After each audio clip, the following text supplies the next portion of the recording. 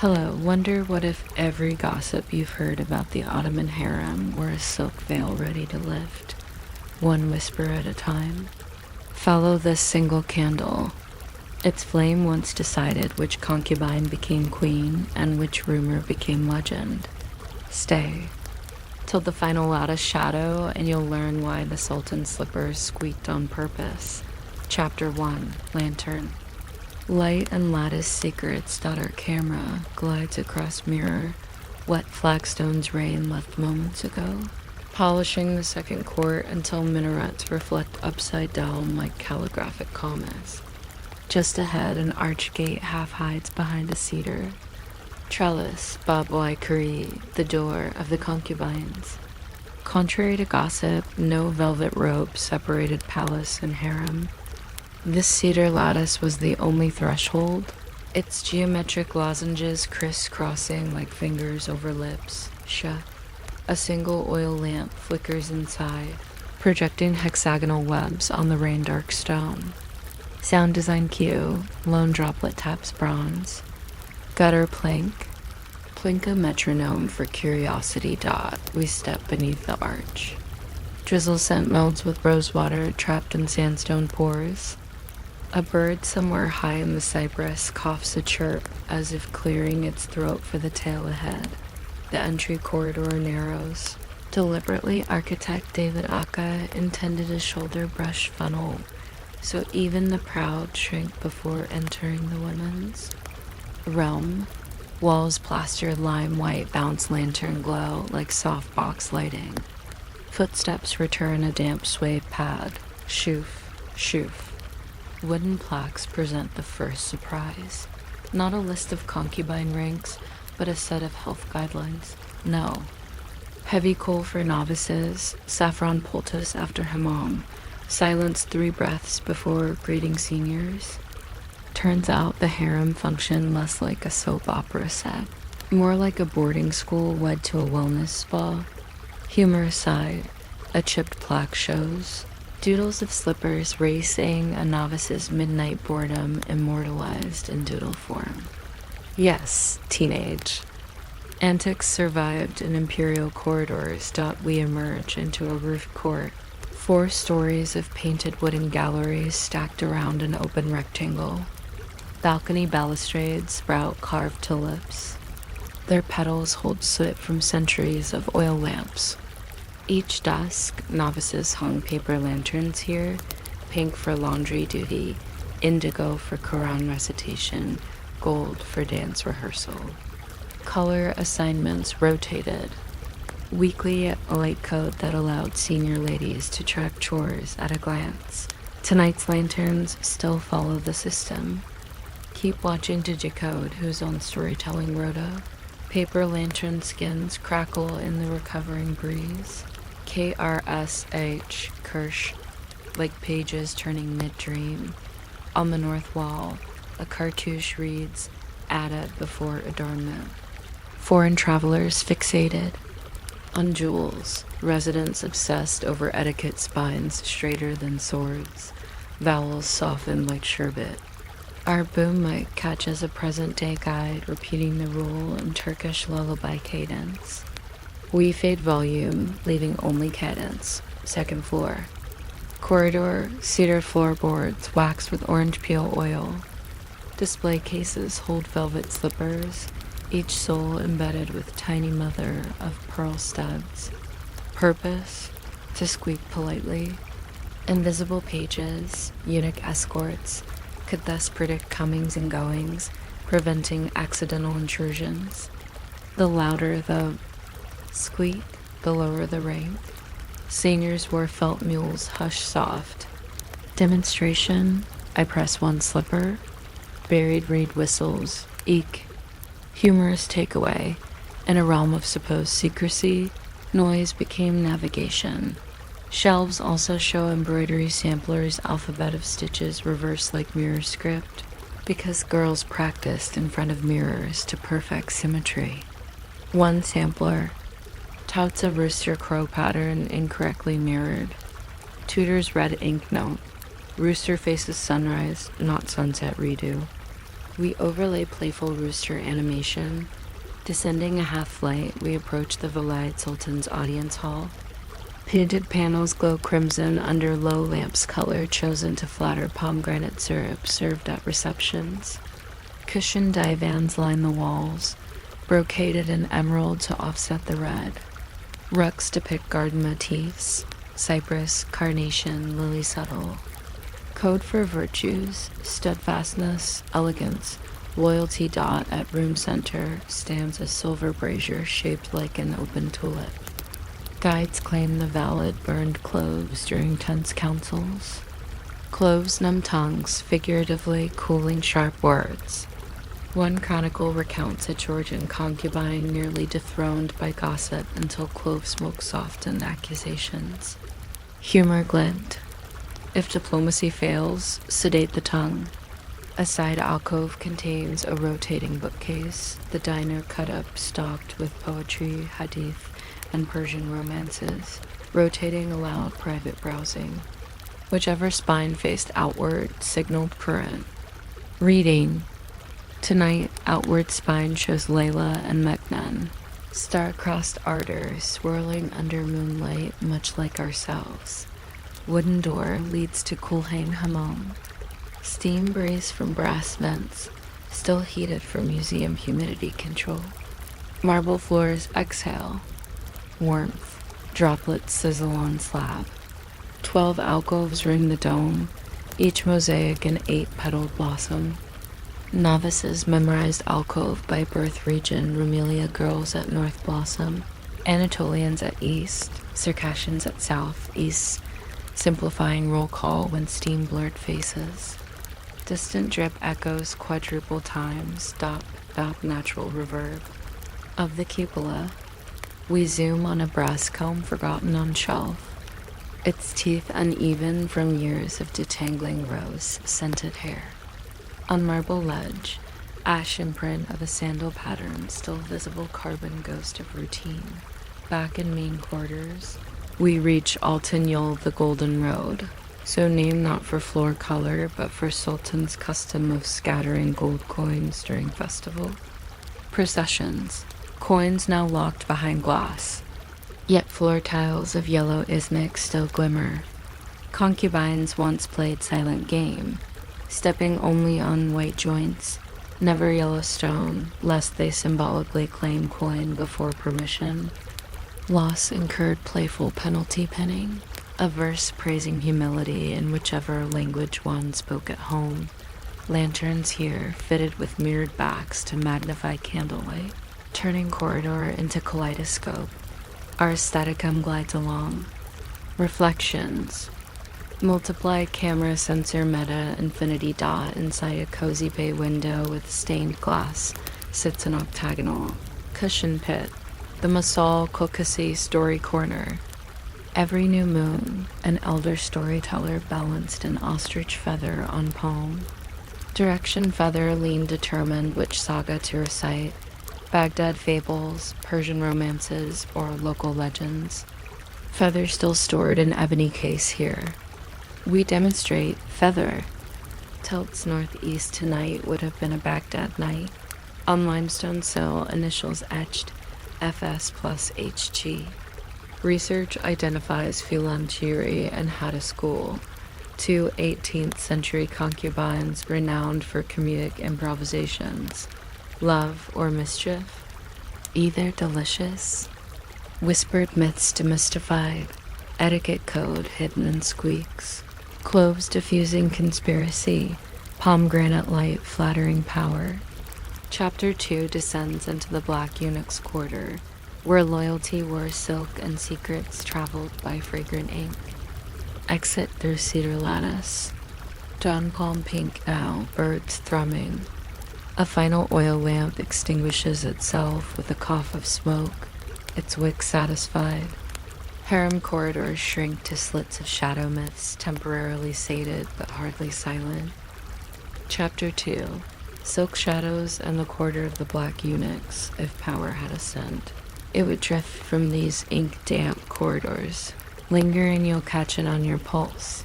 One iron key here could open 3 doors or a rumor wide enough to topple.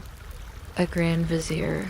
Stay to the last footstep and you'll learn how a eunuch misplaced the moon. On paper, camera floats along the golden road's far curve, lantern reflections still quivering after last night's rain. Ahead, a lower arch interrupts the gallery. Cedar planks banded by wrought iron straps where tiny brass bosses glint like captive fireflies. A bronze plate reads, Kara Akalar Duresi, quarter of the Black Eunuchs, custodians of the harem's inner pulse. Contrary to melodrama, these men were neither silent statues nor sinister wardens. They were accountants, librarians, cryptographers, gatekeepers, whose leverage simmered in ledgers rather than lash. We press palm to door. Cedar exhales sandalwood resin and half-forgotten rose attar, the scent of threshold. Door stirs tea, HMP padded.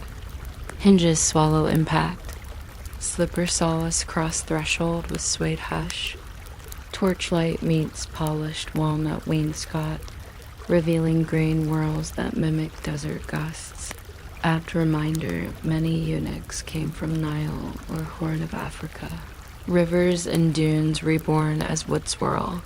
First chamber small, ceiling low to encourage bowing. Posture, left wall sports a keyboard not musical but literal. 128 iron keys hung row by row. Each key's beard filed to unique pattern. Top row opens robe closets, middle row document cabinets, bottom row 3 truly dangerous doors. Sultans. Private stair, treasury hatch, secret exit to palace kitchens. Keys rest on velvet ribbons dyed indigo, so missing keys shout absence. Tonight, 2 ribbons sag empty. Want to guess which doors stand unlocked? Opposite wall, honeycomb shelving filled with whisper index rolled parchment slips, sealed by silk. Threads, no wax. Threads colored by urgency, jade for gossip, crimson for emergency, sable for coded dispatch to Grand Vizier. Rule, break thread once, reseal never proof of relay. An aide lifts sable scroll, releases faint cardamom breath ink, spiced to hinder mold dot through lattice door we enter tight courtyard open to sky. 4 walls whitewashed. Moonlight splashes down like liquid pewter. Underfoot, square tiles alternate plain glaze and raised dot patterns Ottoman braille. Eunuchs patrolled at night by barefoot feeling the route. Patterns changed weekly per code sheet. Any intruder stumbled, lost map beneath solace. We slip shoes, walk dots press arch like massage, toop tactile morse. A stone bench hosts. Water clock, terracotta jar with pinhole drain filling smaller bowl. Each overflow drip once cued patrol rotation. Tonight curator restarts demonstration. Drip echo rides vaults, plip, plick, heartbeat of vigilance dot we duck through arched. Lintel into warm chamber. Cedar braziers release faint myrrh, smoke chosen to deter moths nibbling paper. Long ebony desk bears 8 Miracap husk-husking pots, each labeled clove ink, contracts, violet ink, poetry, sit ink, ledgers, indigo ink, cipher, ink scented purposely. Letters betrayed purpose by aroma even before read. Quills rust. Unheard racks. A eunuch calligrapher modern reenactor demonstrates silent stroke. Nib kisses paper she. Tick loop, cross, diacritic. Close mic picks fiber whispers. Viewers invite to match breathing with strokes. On shelf sits miniature metal press prototype. Printing device commission 1729 yet banned after scribes petition job loss fear. Press stamped pomegranate shaped bookmark gifted to concubines. Who finished 30 surah reading plan. 1 bookmark still inside. Press jaw half closed like secret mouth. Adjoining veranda overlooks narrow garden.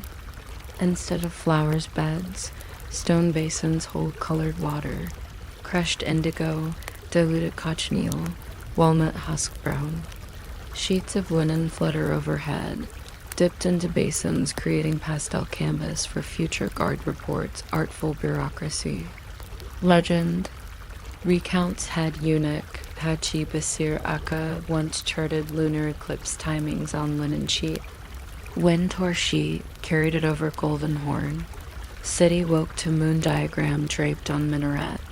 Thus, eunuch misplaced the moon. Historians found real sheet later used as Kapha awning.we film basin surface ripples. Lantern reflection fragments into color shards like stained glass koi.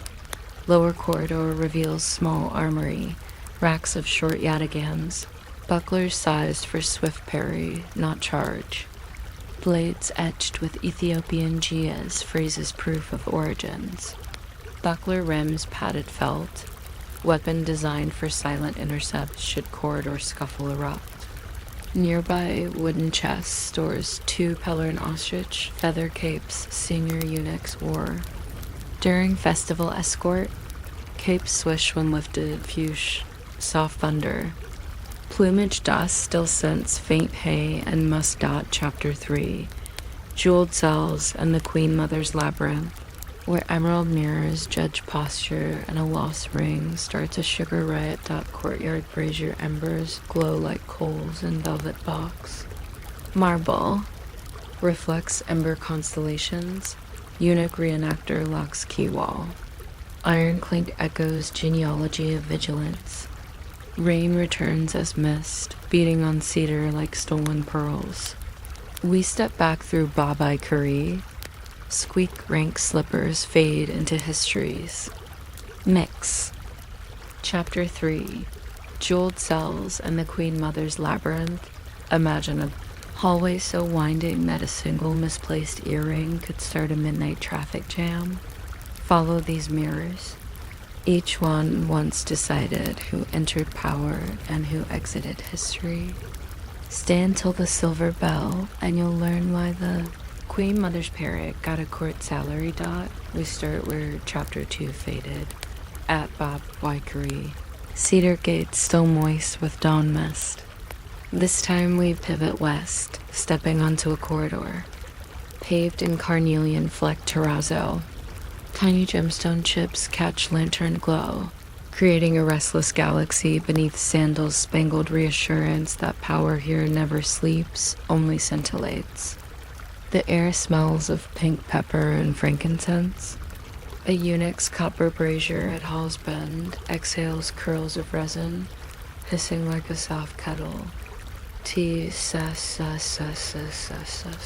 Microphone close. Ahead, a silver filigree arch reads dares I valid.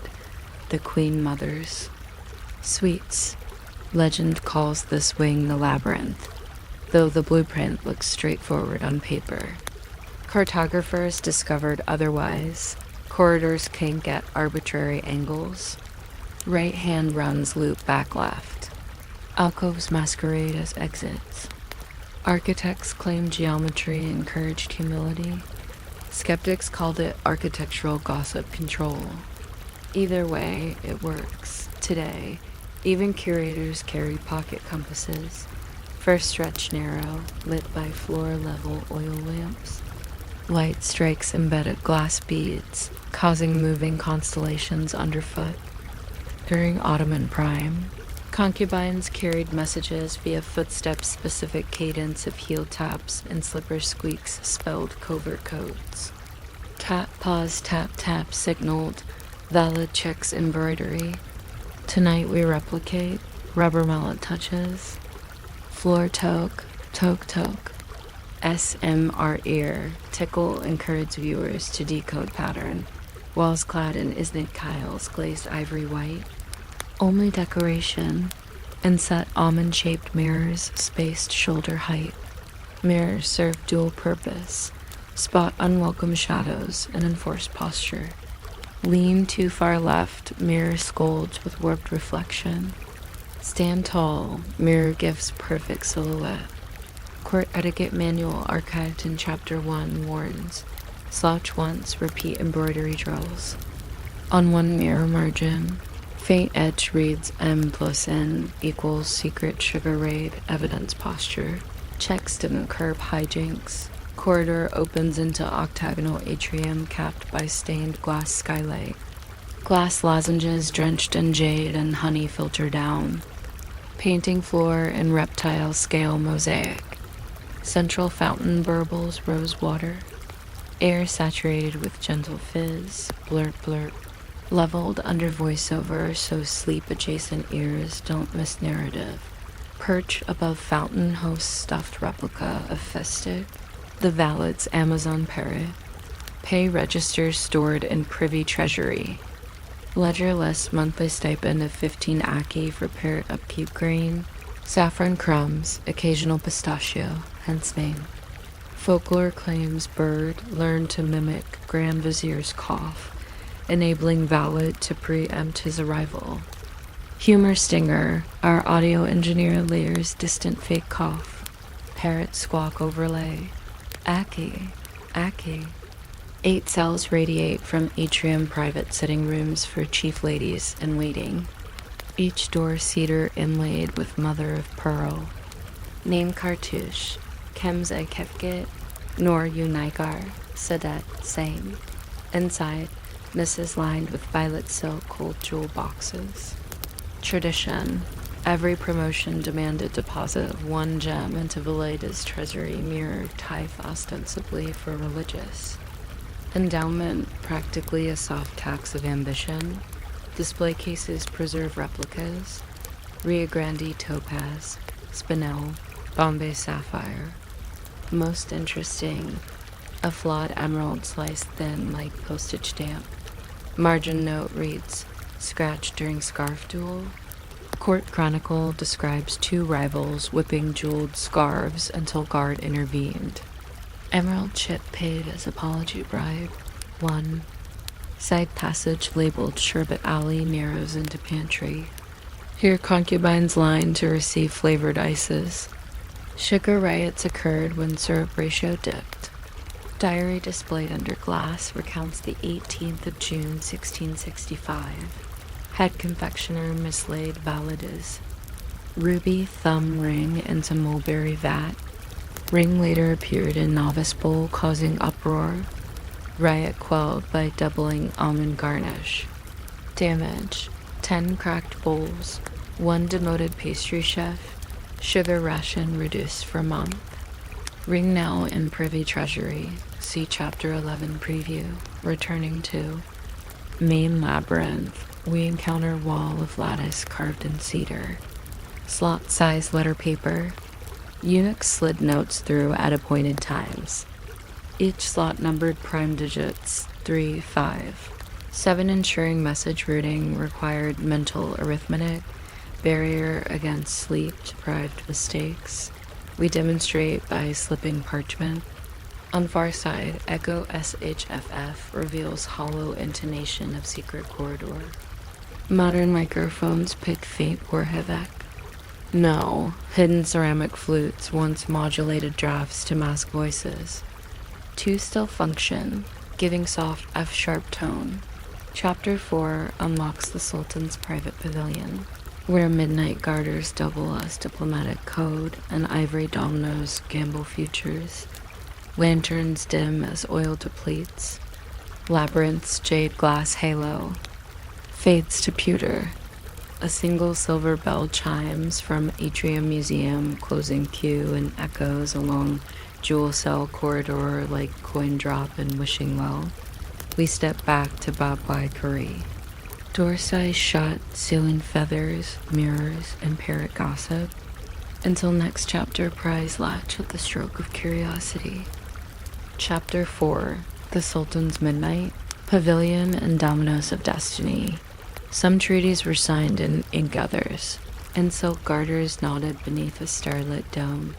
This quiet domino match once tipped an entire province's tax rate care to place a bet. Stay, till the nightingale trill, and you'll hear why the Sultan kept a spoonful of moonlight under glass dot. We begin at the western terminus of Altignol, lantern glass still trembling from our exit out of the Queen Mother's maze.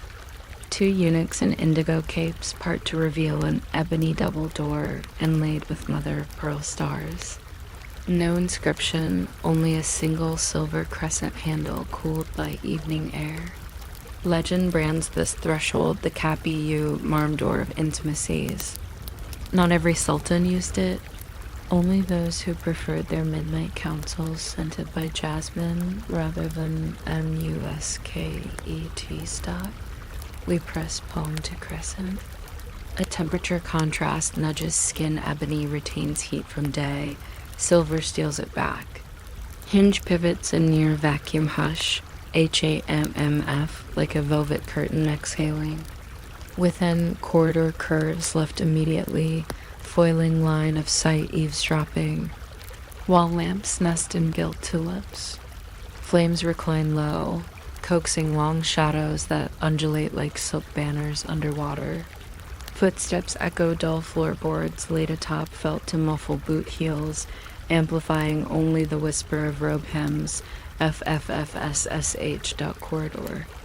Debouches into an octagonal room, the Mazin literally, storeroom of the moon. Its center hosts a raised Days Carrara marble slab 90 centimeters thick, veined silver gray, polished until it drinks torchlight. Slab edges beveled, carved with single Quranic verse. He made the night a covering. The roof above is a shallow masonry dome pierced by an oculus whose bronze shutters resemble eyelids. At this hour they split, releasing a shaft of lunar brilliance. Beam intersects dais, creating the famed moon spoon illusion from certain angles. Light appears spooned into shallow depression, incised at center, hence folklore that Sultan kept spoonful of moonlight. A brass side table holds bell-shaped. Cloche, guide lifts lit. Inside lies shallow rock crystal bowl half filled with distilled water. Moonbeam refracts through bowl, splitting into dancing ripples on ceiling. Optical experiment or aesthetic indulgence? Diaries reveal Sultan's time decisions with lunar drift across crystal. Our microphone captures bowl ripple. Plip plink, nearly imperceptible. Against eastern wall stands cedar armoire draped in midnight blue velvet. Doors open to display 13 embroidered garters, each wound onto sandalwood reels. Every strap bears repeating motif: tulip, cypress, carnation, except one, which shows stylized winged domino tile. Harem cryptographers stitched covert replies into floral gaps. 2 knots equal accept, 3 delay, 4 divert. The garter's stretch served as paperless communique. After message delivered, knots untied, silk steamed. Conspiracy erased at West alcove houses, low walnut table carved with concentric octagons. Its surface inset with mother-of-pearl grid. Sized perfectly for 28 ivory dominoes Ottoman variant with pomegranate seed pips and crimson lacquer. Game known as Tot Y Cater, Throne of Fortune. Rules simple, highest double begins, yet stakes immense. Winners gain power to advance petitions directly to Sultan after game. Losers owed portion of stipend to Palace Soup Kitchen. Diary open in nearby case details infamous 1684 session, Chief Black Eunuch versus Kisler Aga. Final double 6 drop decided allocation of Aleppo customs tax. City annals confirm tariff shifts same week. Domino pieces now rest on felt. One curator allows us to lift double 6. Weight surprising denser ivory indicates African elephant. Origin. We tap piece on walnut, taupe, followed by faint tick reverberations from pearl grade SM Argold. Corner niche hosts whisper, dice 6 wooden, cubes whose faces show coffee bean quantities rather than dots. Coffee ration adjustments once rolled nightly. Toss cup shakes, we hear toop toop toop, beans go still rattling. Ceiling cornice hides bronze vents. Each vent connects via thin flue to roofline perfume pots warmed by charcoal. Tonight, operator pours jasmine myrrh blend. Scent slides down vent, meeting room air in an audible plume. Historically, ratio of jasmine to myrrh forecasts mood. Jasmine heavy implied celebration. Myrrh forward signaled morning. Our narrator inhales.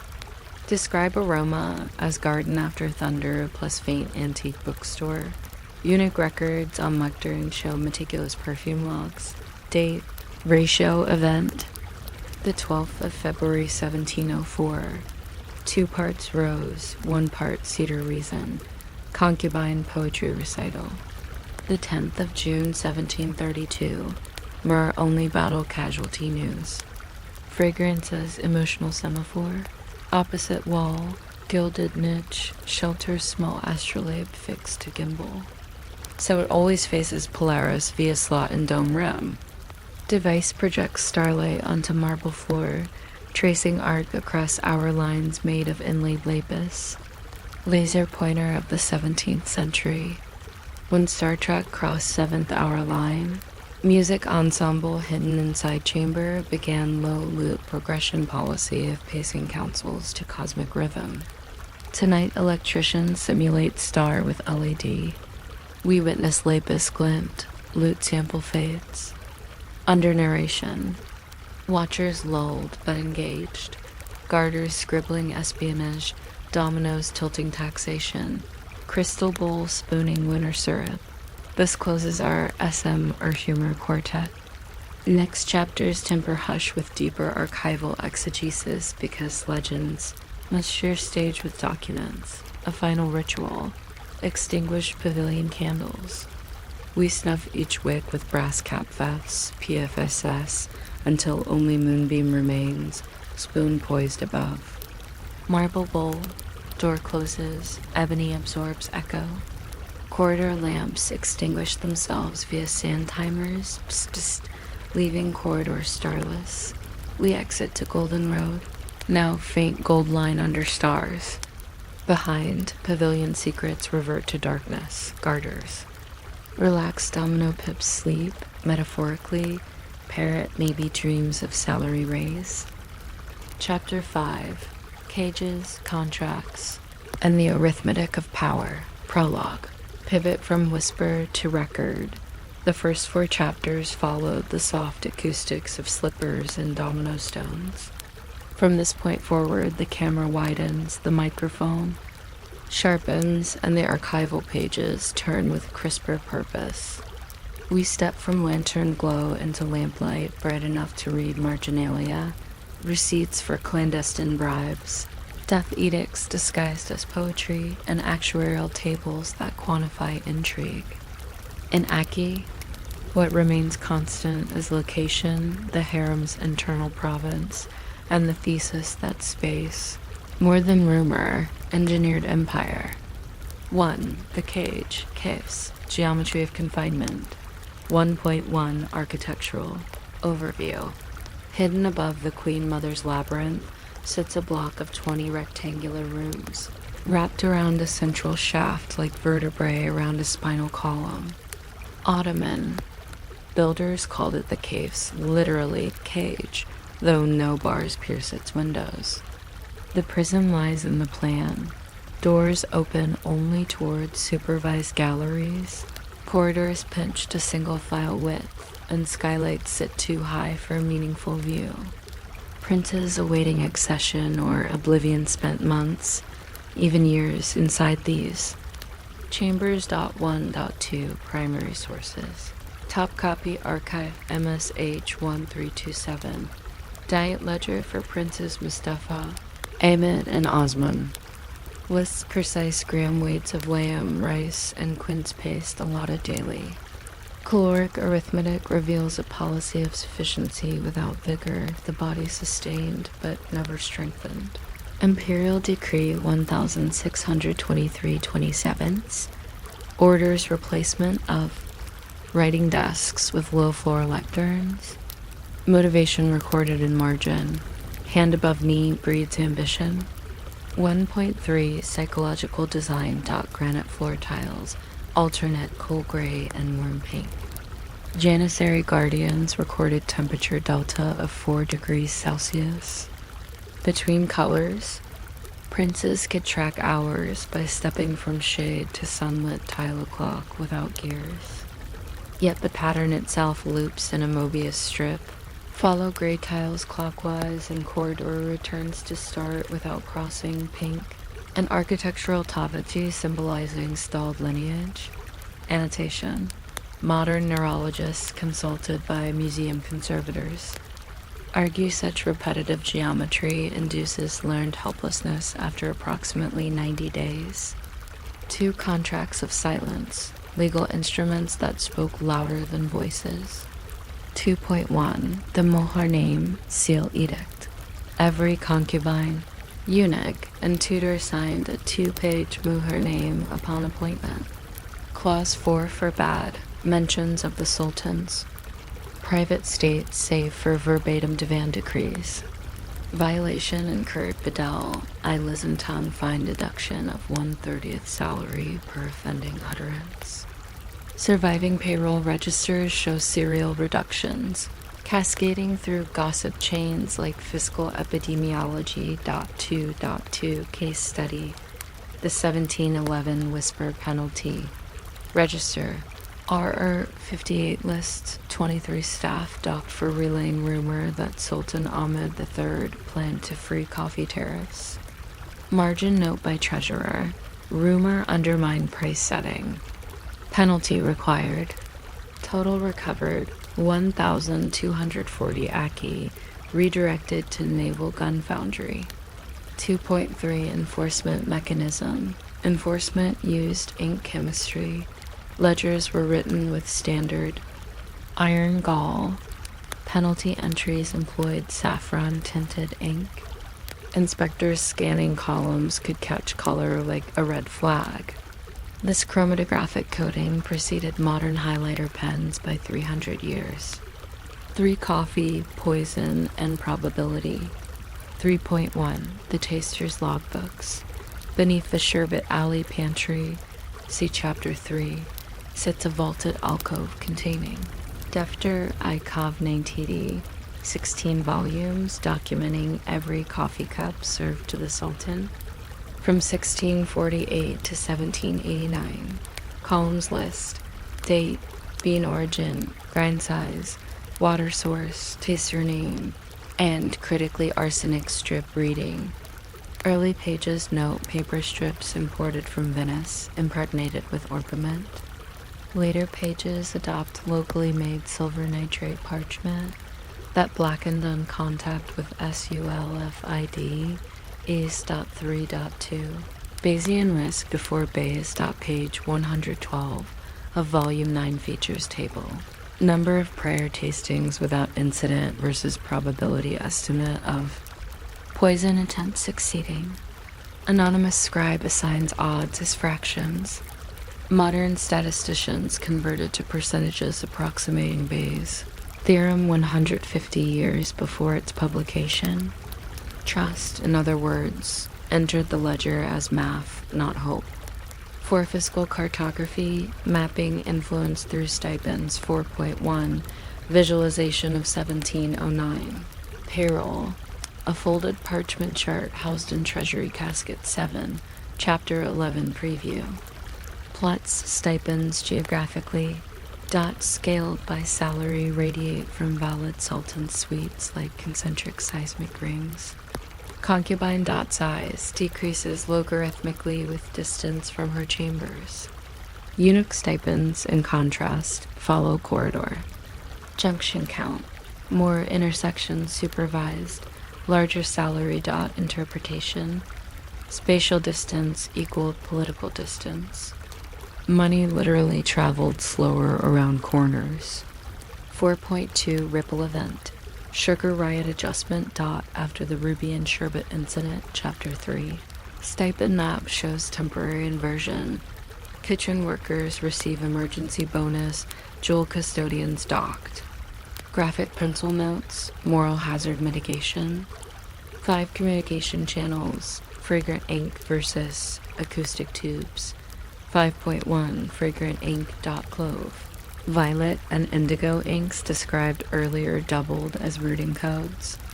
Surviving fragments reveal 4-quatrain poem where first letters of each line spell.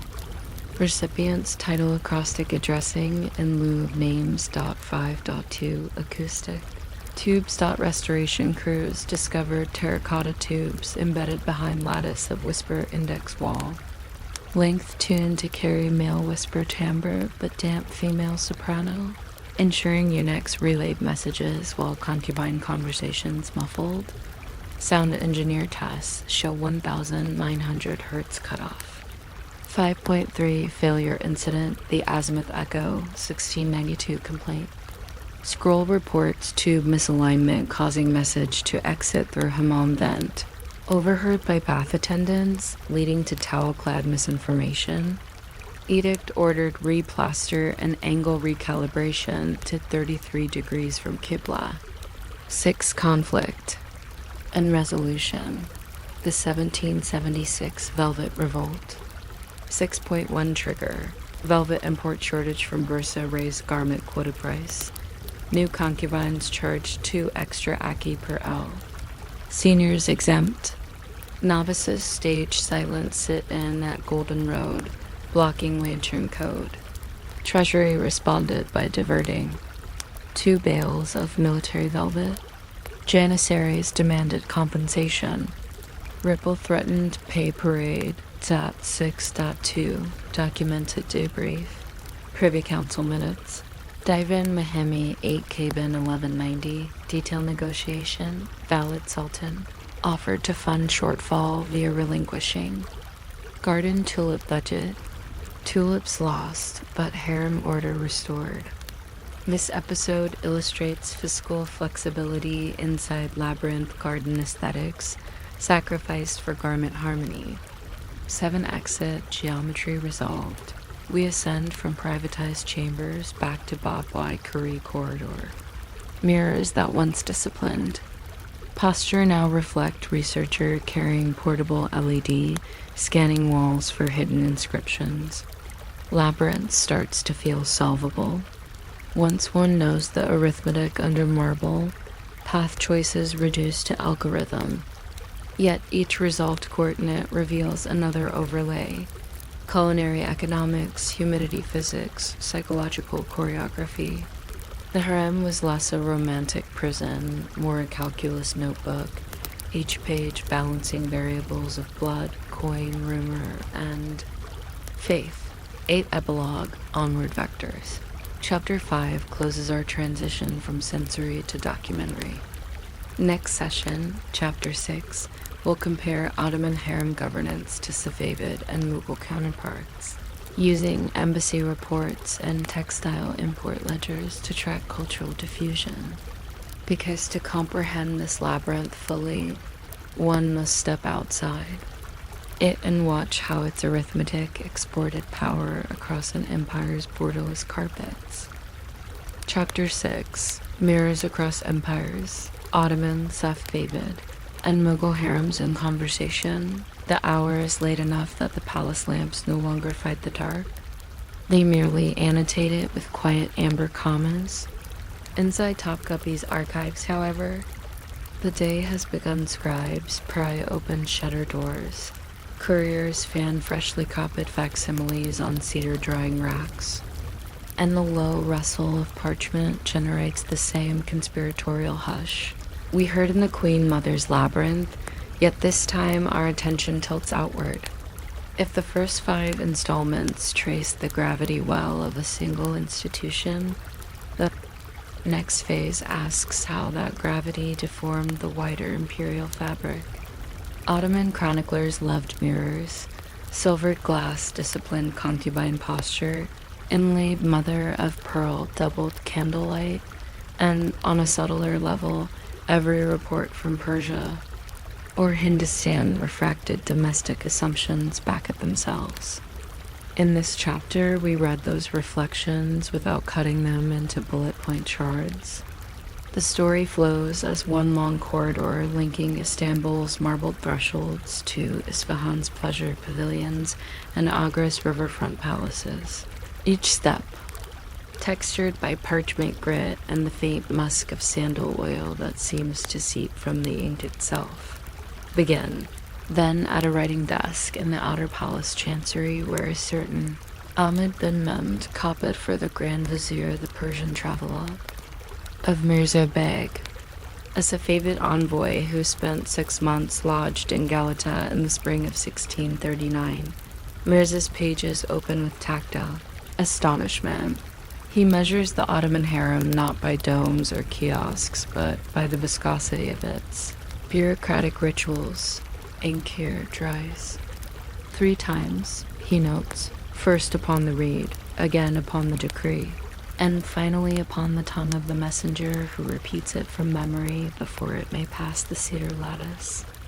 The phrase startles Ottoman readers because it casts their own procedures as slow, almost viscous, while Safavid court culture prided itself on the fleet improvisations of coffee, house poets who could pivot policy with a single ghazal recited. In the right ear, yet Mirza is not mocking. Rather, he is mapping. The viscosity preserves boundaries, creating pockets where rumor curdles into stability. He will later concede envy when he learns that concubine stipends in Istanbul rarely miss their Friday disbursement, whereas payment in Isfahan often evaporates when caravan escorts vanish into bandit-ridden gorges between Shiraz and Kashan. The Ottoman translator appends marginal glosses in crabbed divan hand. Disputing only nuances, Treasury delayed 2 days this year because plague slowed mint, he protests, and rumor curdled because the Safavid courier mispronounced copper tax district. But those scribbles matter less than the fact of translation itself. With every copied sentence, the Istanbul bureaucracy digests a foreign metabolism, calibrating its own pulse against another empire's heartbeat. Within a decade, the Harem's Whisper Index will adopt a compressed poetic cipher almost certainly inspired by Safavid court poets' telegraphic wit, replacing 4-line acrostics with 2 hemistic riddles whose solutions route messages to appropriate eunuchs in half the time. Thus, reflection becomes redesign. Slide east across parchment continents, from Istanbul's ink viscosity to the cotton paper pages of the Mughal chronicle known as the Patshanama, compiled under Shah Jahan between marble quarry inspections. For his riverside mausoleum in Agra, Ottoman envoys brought illustrated folios of this chronicle back to Topkapi in 1643. They opened with miniatures showing the Zenona, the Mughal women's palace, arranged not in labyrinth, but in wide courtyards, speckled with mango orchards and water chutes where cerise the color of haldi and hibiscus blew like signal flags. The Turkish court artists who first viewed these pages annotated them in pencil, space so open a hawk could stoop. One writes, clearly baffled by the lack of architectural choke points that would thwart gossip. Their puzzlement is telling. The Mughal harem's defense lay not in high walls, but in social altitude. Rajput princesses, Persian consorts, and Timurid bloodlines all traced honorable pedigrees. To roam garden terraces under the open sun posed little reputational hazard because genealogy itself functioned as a silken cage. In the Ottoman context, where many concubines arrived via slave markets, status could swing on rumor or a single embroidered garter. The Topkapi architect reading the Patshanama margins likely sighed, imagining how much easier corridor maintenance would be if walls could dissolve into bloodline pride dot and yet similarities seep through the mortar. Both courts employed eunuch, Hierarchies strided by geography, the Ottomans fielded Black Eunuchs from Nilotic Sudan and White Eunuchs from the Balkans, while the Mughals staffed their Khwaja Sara cadres with Habshi Africans and Persian converts. In both cases, these men served as living bridges, their outsider status affording proximity to sovereign privacy while insulating dynastic blood from outside male lineages. Fiscal ledgers bear twin signatures. In Istanbul, the chief Black Eunuch endorses clove ink payroll sheets, while in Agra, the Khazanadar signs sandalwood ink remittance orders for Zenana artisans. The mediums differ, but the arithmetic matches. Eunuch salaries rise logarithmically relative to the distance of their patrol corridors from the sovereign's bedchamber. Security across empires has an integer, Ottoman officials scrutinizing. Mughal records were most fascinated by the Agra women's market privileges. Twice a week, vendors filtered through security gates to set up stalls inside the Zenana textiles, perfumes, even rare manuscripts. Payment occurred in lacquered tokens, redeemable later for silver rupees, a system designed to prevent coin smuggling. Topkapi's administrators took note. Within 5 years, eunuch ledgers introduced rose tokens, good for one sherbet portion or embroidery skein, redeemable at month's end. We find their traces in the 1662 kitchen accounts, rose token. Redemption created a blip of sugar outflow calibrated precisely by the ratio of concubine headcount to eunuch. Patrol's statistical echo of a Mughal market transplanted into Ottoman corridors. If Ottoman accountants borrowed Mughal token economy, Safavid aesthetes were paid by smuggling Ottoman tile formulas across the Zagros. A 1651 memo from the Tabriz.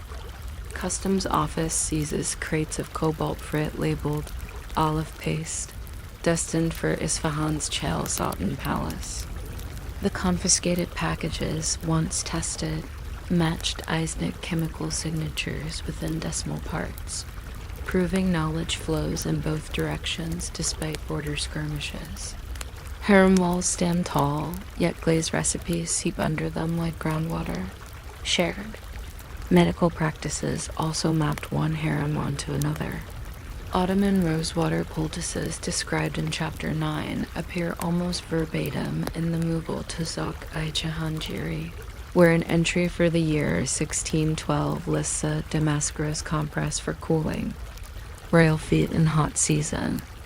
Meanwhile, Safavid treatises on jasmine vinegar foot baths cross into Ottoman herbals via Greek translators in Galatas merchant quarter. The aromatic foot bath emerges in a 1680 Topkapi requisition order, 20 amphorae of Isfahan jasmine vinegar charged to the Valide Sultan's summer account. Such transactions prove that comfort travels along the same caravan routes as politics. Even the rumored cruelty of the Ottoman caves echoes in other capitals, albeit tuned to local acoustics. In Isfahan, crown princes sequestered in the Khalva-e. Darren seldom faced strangulation, yet court diaries recount psychological duels where poets employed satire to derail rival succession bids.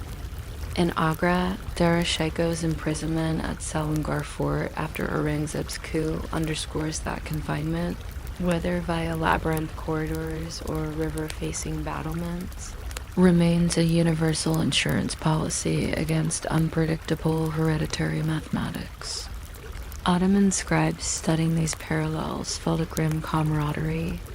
Marginal notes next to Shah Jahan's fortress plans read simply, "Their cage faces Jumna, ours the Bosphorus." Water apparently makes a fitting mirror for regret, if all. These reflections suggest cross-pollination. An unexpected divergence still stands. The Ottoman obsession with fragrance as bureaucratic. Code never quite takes root elsewhere. Safavid court letters occasionally arrived, scented with ambergris, true, but not to signal recipient category. Mughal dispatches prized calligraphic flair over olfactory nuance. Only in Istanbul do we see penalty columns inscribed in clove ink, or sapphire blue petitions perfumed with violet, so eunuchs could sort scrolls by nose alone. The archivist cataloging these documents in 2025 still coughs when opening certain bundles.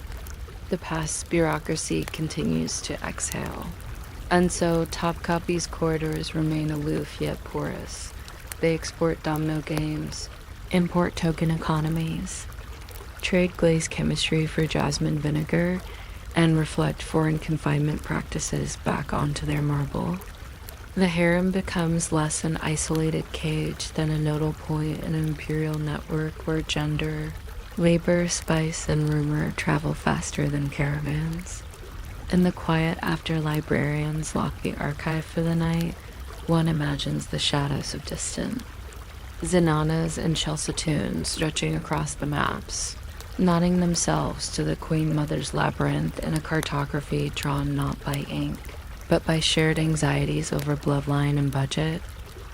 Outside, dawn's first call to prayer lifts from the Hagia Sophia, the same note we heard when we surfaced from the Privy Treasury at the end of Chapter 11 in the Ottoman series. Chronology loops when architecture and ritual rhyme.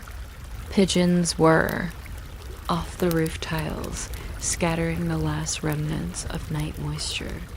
Somewhere in Agra 5 centuries ago, yet also right now in the historian's layered consciousness, a peacock shrieks in a mango courtyard.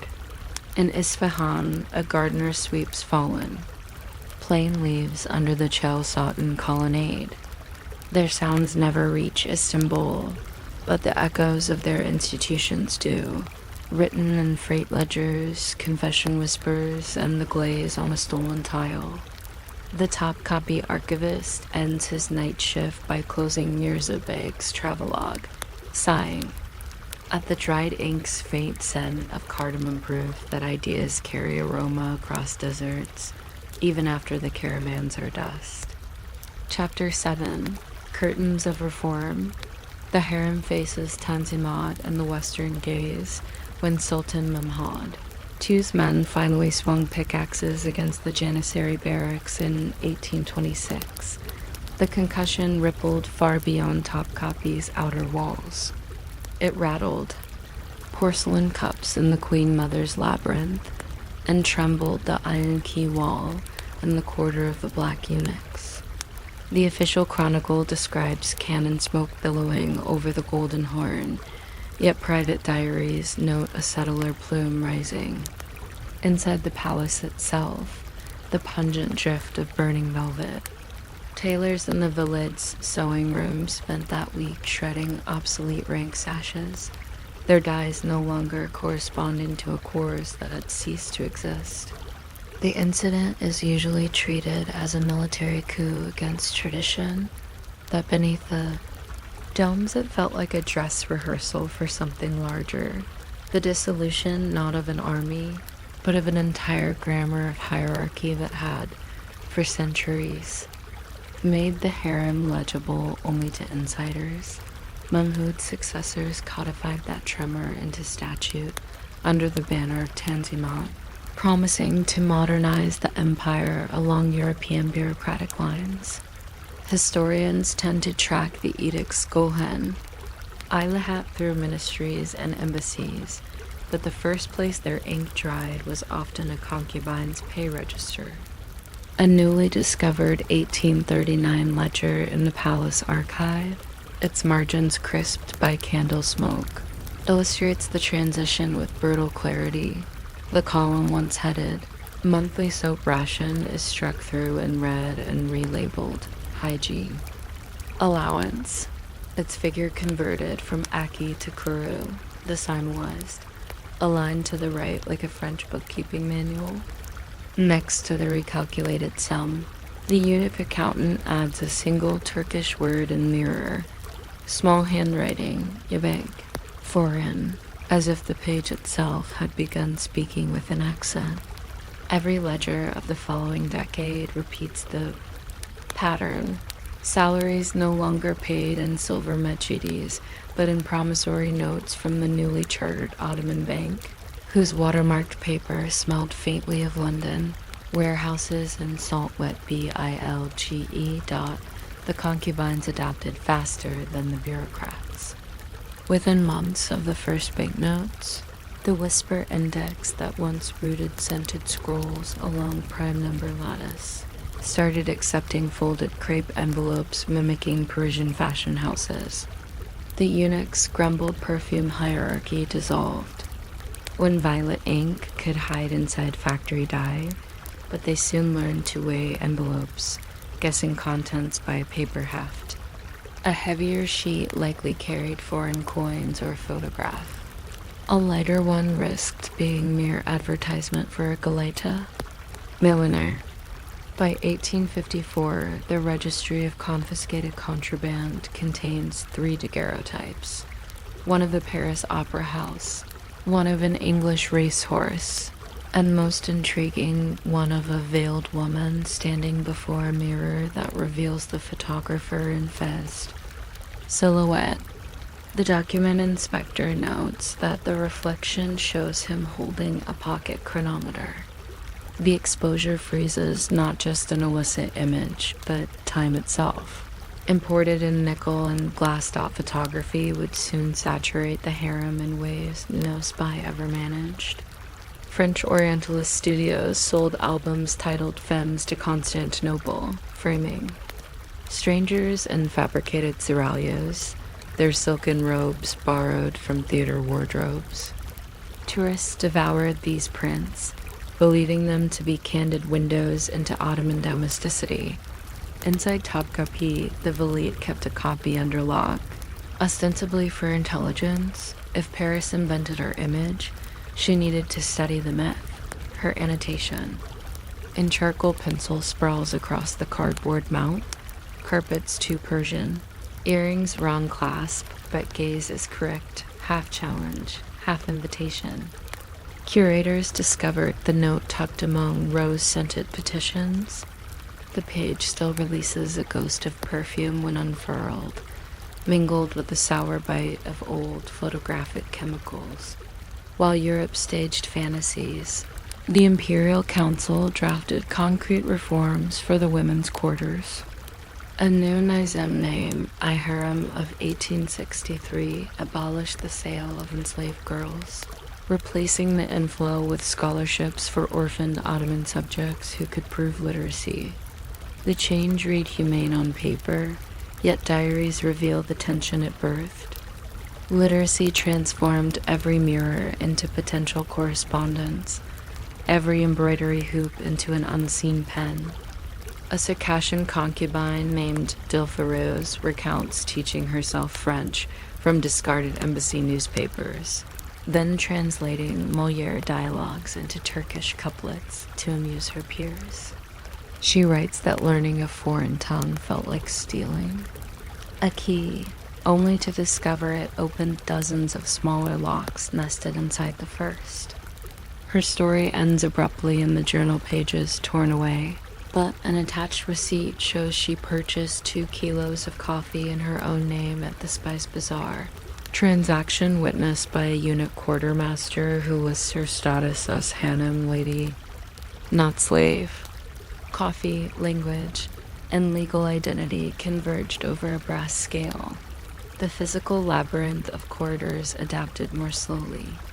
When coal-fired radiators replaced wood braziers in 1870, the heat cracked Eisnick tiles along the Golden Road, fracturing tulip motifs like frozen ponds. Palace engineers installed iron grates over vents, but the damage had symbolic bite. European technology splintered the empire's own visual signature. Court painters responded by developing a new palette, substituting Prussian blue for cobalt. Frick, the deeper tone disguised fissures and nodded, perhaps unwillingly, to Berlin's growing influence. Visitors today can still spot the color shift in Invisible, Footnote to diplomatic pressure as tangible as any treaty. Western ambassadors, newly emboldened by capitulatory rights, demanded controlled tours of the harem to report on reform progress. Their published impressions, filtered through journals like the Illustrated London News, revealed paternal curiosity. They counted books in the harem library, weighed concubine wrists for bangles, and marveled at a chemistry lesson where Georgian. Girl titrated rose vinegar with litmus harvested from Galata docks. Ottoman newspapers, launched under Tanzimat press laws, replied in kind, lampooning European salons for their own gilded cages of debutantes. Thus, optics spiraled outward. An empire measured in mirrored accusation. Not all reform stuck. The plan to rotate eunuch guards every 6 months to prevent clique formation collapsed after the new recruits proved inept at reading the still fragrant cipher poems. In 1874, the Valide reinstated veteran watchers, preferring loyalty to bureaucracy. Similarly, the token economy imported from Mughal precedent faltered when banknotes rendered rose sherbet chips redundant. Treasury memos record barrels of obsolete tokens melted into copper wiring for the electric chandelier that would blaze in the Privy Council Hall 5 years. Later, a literal smelting of custom into current dot by the dawn of the 20th century, as telegraph wires laced the Bosphorus hillsides, the harem resembled a palimpsest more than a fortress. Former novices graduated into literacy, began writing memoirs destined for Cairo presses and Paris salons. Their narratives bear little in common beyond one refrain: the labors of reinvention never ceased. They recount typing classes held in, deserted sherbet corridors, sewing machines humming over the mute geometry of prime number lattice, and poignantly, a growing tolerance for silence once wrought by eunuch patrols, now replaced by the mechanical clatter of telegraph offices. In adjacent wings, the palace turned inside out. Secrecy migrated from bodies to cables. When the Ottoman Empire finally collapsed, the harem did not explode, it evaporated. Concubines received pensions denominated in the nascent Turkish lira. Eunuchs found roles. As museum guides and the Queen Mother's Labyrinth opened to school excursions, yet a residue lingers. Stand today in the corridor where the Whisper Index once sorted scrolls, and you may catch a phantom scent of cloves riding the ventilation tubes. Trace the cracks in Prussian blue glaze, and they will lead you to radiators, disguised as marble tables. Hold a flashlight to the recalculated soap ration column, and the red strike-through glows back like capillary blood. The past persists not in legend, but in ledger, and the echo of Tanzimat reforms beats quietly beneath each bureaucratic line. Out in the palace garden, rain-washed tulips nod under an overcast sky, their petals cupping droplets that mirror a world grown too fluid for labyrinths. A tour guide threads a path once reserved for banknote inspectors, explaining to visitors that the harem was both a sanctuary and a crucible, a place where mirrors silently taught posture while ledgers recalculated dignity. Somewhere under the remaining domes, a coal radiator ticks, sending faint warmth through iron pipes that remember wood smoke and jasmine. The echo slips past modern sensors, but the walls know. And if you place your ear against the cool tile, you might almost hear not the hush of concubines, but the scratch of a clerk converting Aki to Kuru in the flickering hope that new mathematics could rewrite an old geometry. Chapter 8. Echoes in Marble. From Young Turks to Guided Tours Dawn on the 12th of July, 1908, found Istanbul strung taut between expectation and thunderclouds. The telegraph lines along the Galata Bridge hummed with coded dispatches from Salonika. where railroad officers and junior officers of the Third Army whispered the unthinkable. The Sultan's absolute authority was cracking, coaxed open by the fuse of the Young Turk proclamation. In the public squares, foreign correspondents sharpened pencils, but inside Topkapi Palace, a more intimate storm gathered. Eunuchs passing the granite arch of Baboi Kari carried urgent bundles of ledgers to the Privy Treasury, not because the vault promised safety from revolutionaries. Few rebels dreamed of sacking the harem, but because each ledger, fragile as moth wings, anchored stipends, endowments, and pensions that might vanish in the swirl of constitutional slogans. Over centuries, the harem had weathered riots, fires, and succession wars, yet this moment felt unprecedented. Power was shifting not by sword or intrigue, but by pamphlet and parliamentary petition. Forces no labyrinth could deflect dot within the Queen Mother's corridor. The concubines sensed the change in air pressure long before any proclamation reached the palace. A Circassian harp student named Perzat recalled in her later memoir that the cypress shadows along the Golden Road seemed to quiver with anticipation, as if the trees themselves waited for a fresh draft of wind off the Bosphorus. That wind arrived the following week in the form of new regulations delivered by messenger from the Sublime Porte. All palace women who had served more than 10 years would be granted the option of retirement with a life annuity, payable in the reformed gold lira. The decree did not mention philosophy or liberation. It spoke only the language of numbers, yet to Perzad it sounded like a door hinge finely oiled after decades of rust. Retirement, however, required proof of service. For days the whisper index chambers filled with the scrape of reed pens, summarizing years of invisible labor, embroidery supervision, poetry recitation, calendrical calculation, newborn swaddling, jasmine vinegar distillation, each task translated into a bureaucratic verb that could survive outside the palace. A Greek photographer, granted limited access under the new order, captured images of women hunched over walnut desks telling their own histories. In the glass negatives they appear, spectral, half dissolved by the long exposure, yet the pale blur of their fingers conveys urgency. One can almost hear the rustle of their silk cuffs as they pursued the arithmetic of selfhood. Those who chose departure stepped through the imperial gate with belongings wrapped in killing cloth, boarding tramcars to districts whose very street sounds must have felt foreign. Some rented apartments along Istiklal Avenue and opened needlework ateliers that soon supplied the same. French milliners who once smuggled corset sketches into the harem.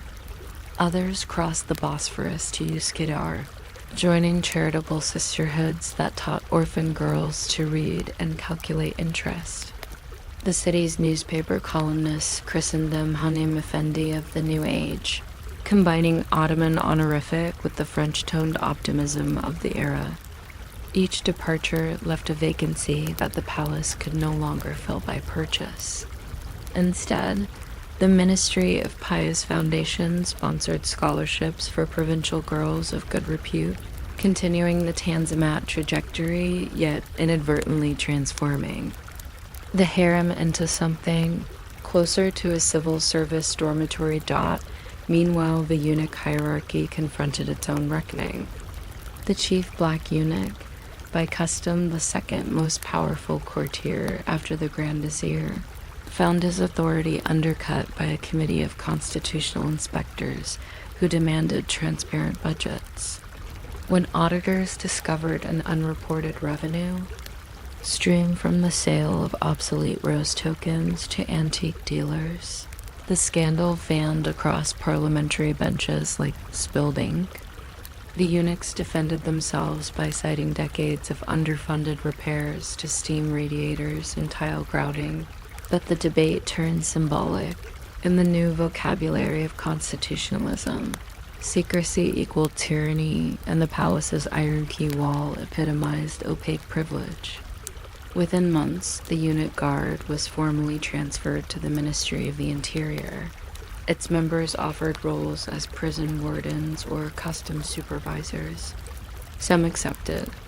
Others retired to modest estates along the Nile Delta, finding in the river's slow meander an echo of corridors they once patrolled. As revolution hardened into bureaucracy, the harem spaces began to fossilize. In 1913, the Directorate of Imperial Buildings hired Italian restorers to catalog the Queen Mother's apartments. They dusted mirror frames, photographed lattice grills, and applied French wax to ebony balustrades, scarred by centuries of squeaking slippers. Ironically, the very reforms that hollowed the harem's social machinery preserved its architectural shell, turning lit corridors into curated artifacts. Yet the building would not remain a fossil for long. War clouds already gathered above. The Balkan Range, an empire's borders contracted like fabric, plunged into boiling water. World War I reached the palace first through rationing. The cinnamon store, once an aromatic sanctuary at the bazaar's north wing, emptied into army. Hospitals, the kitchens replaced rice with cracked wheat. Sherbets lost their sugar gloss and acquired the tart austerity of molasses. The harem's remaining inhabitants sewed bandages for frontline regiments, their stitches tracing a grim palindrome. Once embroidery delivered love poems, now it patched shrapnel wounds. The echo of cannon fired in Gallipoli arrived as a tremor rolling under the palace foundations, rattling the crystal chandeliers installed during the Abdulmecid era. Diaries talk of chandelier prisms singing against each other like glass locusts, a brittle chorus that outpitched the eunuch. Watch whistles. Defeat, when it came, marched up the Bosphorus aboard Allied gunboats. The occupying forces posted sentries at palace gates and converted select chambers into officers' lounges. British soldiers played billiards in the Mosaic Hall that once housed Selim III's musical recitals, their cues clicking across mother of pearl inlay. A New Zealand lieutenant sketched the scene in charcoal, noting the uncanny acoustics. Balls carry whispers here. Every pocket raised the sound to the dome like a confession. Ottoman caretakers watched in polite silence, their gaze reflecting neither approval nor surrender but the exhaustion of hosts, who no longer had the authority to close a door. In 1924, the Grand National Assembly abolished the caliphate and ordered Topkapi transformed into a museum. The harem required special planning, how to display rooms whose power lay in privacy. Curators debated plexiglass partitions versus open access.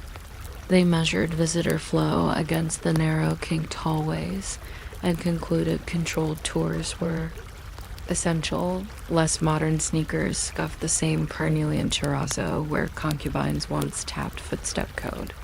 They replaced coal radiators with discrete electric panels, but one technician insisted on leaving the hiss of a single steam vent near. The Sherbet Alley pantry, convinced the sound connected visitors to the breathing architecture of former days. The compromise indoors. A low exhalation warms the winter air beside a panel describing the ruby and sugar riot, and tourists often lean toward the grate as if listening for ghost recipes. Western tourism soon rewrote the harem as stage set. Hollywood dispatched location scouts who demanded romantic arches and authentic Ottomans, oblivious to the fact that the word had traveled from furniture catalogs back to the culture that birthed it. Turkish tour guides learned to balance myth with footnote, explaining that the Queen Mother seldom reclined on booths. She preferred a straight-backed divan to preserve posture and authority. Some visitors nodded, jotting notes. Others drifted toward the gilded cage of exotic fantasy. The mirror performed its double trick once more, offering reflection while revealing the onlooker's desire. Modern scholarship, armed with digital imaging and stone moisture sensors, continues to peel back line wash layers, discovering new palimpsests each decade. Ultraviolet analysis of a seemingly blank wall in the Eunuchs' quarter recently unveiled a grid of graphite tally marks, perhaps a duty roster, perhaps an account of nights without incident. The discovery rewrites no grand narrative, yet it reminds us that even in its final museum state, the harem resists complete ossification. Arithmetic still surfaces like sap through cedar, and silence still stores frequencies not yet decoded. A visitor walks the golden road with audio guide in hand, hearing layered edits of stories told across centuries, of sugar riots, domino ploys, Tanzimat conversions, and Young Turk telegrams. Overhead, laddie spots mimic lamp flicker against Prussian patched. Tiles. A child taps a section of floor, wondering why it squeaks louder than the rest. Her mother does not know that prime numbers once riveted those boards. Outside, the Bosphorus ferries blast their horns, vibrating the palace windows in a dull basso. Note that mingles with the surviving steam vents hiss. For a moment, the marble remembers galloping rumor and fragrant ink. Then the tour group advances, sneakers scuff, and the sound fades into ordinary docent chatter. Yet at night, after the gates close, the museum guards swear the vestibule still exudes a faint breath of cloves. Maybe the ventilation tubes remain scented, or maybe the walls themselves have absorbed enough stories to sweat narrative and aromatic. Form. Step close, they suggest, and inhale. A hint of pepper, a shadow of rose, the memory of a ledger recalculated once too often. If you listen beyond the city's modern pulse, you might even catch the ghostly arithmetic clicking behind the tiles, an abacus reminding itself that history is never fully balanced, only carried forward like a remainder into the next line of the equation. Chapter 9. Scholarship, Screens, and the algorithmic gaze by the time the first Turkish television crew threaded their cables across Topkapi's marbled thresholds in 1968. The palace had already spent 4 decades calcifying into a monument, yet the camera's cyclopean eye threatened to stir dormant geometries. Its lens dilated and contracted, mapping corridors where eunuch patrols once echoed and translating their intimate acoustics into electronic pulses that could swim through coaxial veins to living rooms in Ankara and Trabzon. The harem thus confronted its newest observer, not a curious ambassador or a satirical pamphleteer, but the household television set, whose phosphorescent glow reduced centuries of fragrance-coated bureaucracy to monochrome flicker. Producers. Scripted segments promising to reveal the forbidden rooms, while curators negotiated angles, vetoing shots that lingered too long on cracked tiles or water-stained mirrors lest decay overshadow dignity. The resulting broadcasts flattened labyrinthine experience into 2 dimensions, yet within those dimensions a fresh narrative vector emerged. Pixels flickered and millions of viewers, including school children who had never set foot in Istanbul, began folding the harem into their domestic imagination, binding its once secret arithmetic into the rhythm of nightly news dot. At first the institution resisted, leaning on its own archives to shape the script. Historians supplied footnotes about Tanzimat pensions, eunuch payrolls, and the ruby and sugar riot.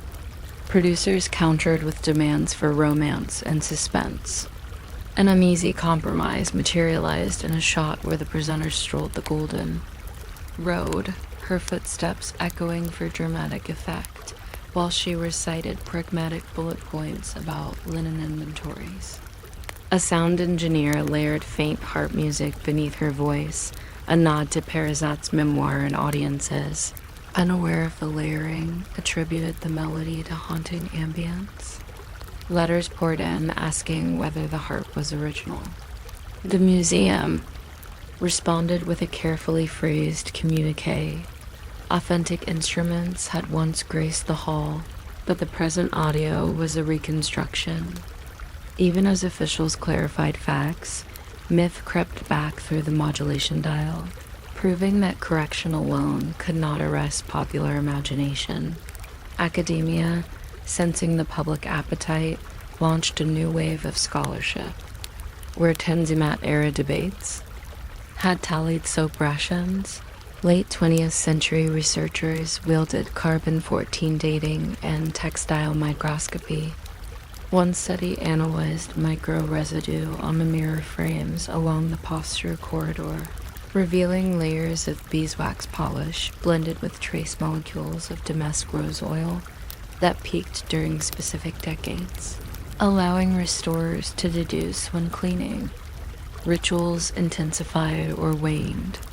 Another team employed infrared reflectography on lattice cedar panels, uncovering invisible penciled arithmetic confirming the prime number root code. Such discoveries, however meticulous, rarely penetrated popular consciousness. The public cherished televised tableau, and scholars realized they must engage the new medium. Thus emerged the documentary miniseries that persuaded the national broadcaster to air an entire episode dedicated solely to the Whisper Index's fragrant ink. Ratings dipped, but sales of clove-scented writing sets in Istanbul bazaars spiked, illustrating that niche scholarship could seed tangible commerce when mediated through screens. Digital revolution quickened the cycle. In 1998, Topkapi's curatorial board authorized a laser-based 3D scan of the harem, capturing billions of point clouds. The Italian firm contracted for the project set up tripod arrays across the Queen Mother's labyrinth, their rotating LiDAR emitters humming like covert oscillators.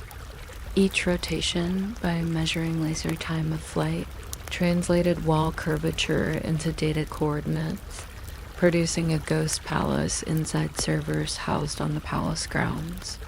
Technicians joked that a new virtual labyrinth had been built atop the old, this one lit by green status LEDs rather than lantern wicks.